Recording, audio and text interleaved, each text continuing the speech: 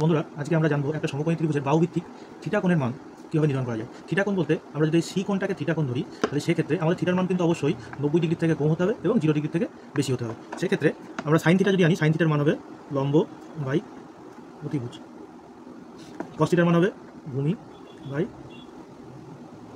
অতিভুজ। Tan theta সেক্ষেত্রে কী হবে, sine theta by cos theta মানে ট্যান, সেক্ষেত্রে আমরা জানি যে লম্ব বাই ভূমি হবে।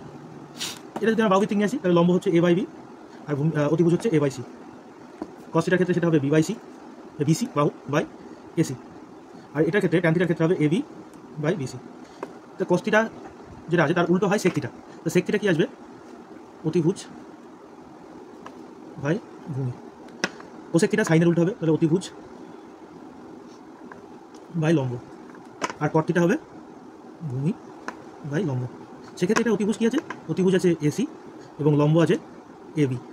এক্ষেত্রে সেক থিটার ক্ষেত্রে কী লিখতে পারি আমরা, সেক থিটার ক্ষেত্রে লিখতে পারি বিসি, অতিভুজ হচ্ছে এসি বাই ভূমি হচ্ছে বিসি। আর এই ক্ষেত্রে কট থিটার ক্ষেত্রে ভূমি হচ্ছে বিসি বাই অতিভুজ এই লম্ব হচ্ছে এবি। এটা কিন্তু আমরা লিখতে পারি।